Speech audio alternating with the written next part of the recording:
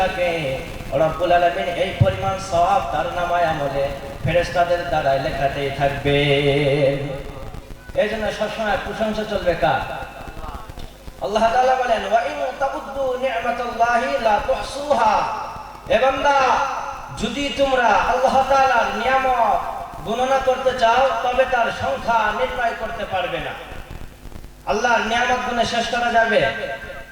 এইজন্য আল্লাহ তাআলা বলেন قل لو كان البحر مدادا لكلمات ربي لنفد البحر قبل أن تنفد كلمات ربي।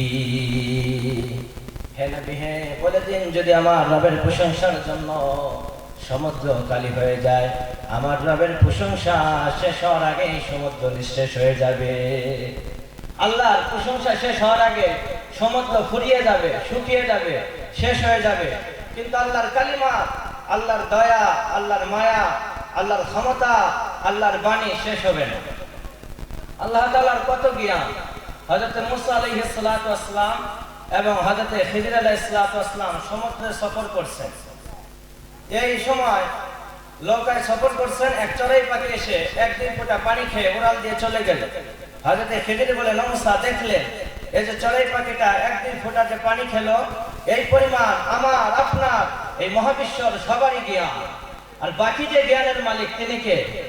অসীম জ্ঞানের মালিক।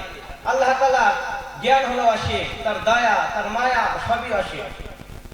চিন্তা করেন তো, ধরে নেন আপনি একটা সায়েন্টিস্ট, মনে করেন আপনি একজন সায়েন্টিস্ট। তো সায়েন্স নিয়ে পড়তে গেলে প্রথম তো মাধ্যমিক পাস করতে হবে। মাধ্যমিক অবধি পড়তে 16 বছর চলে গেল, এর মধ্যে তো সব সাবজেক্ট ছিল।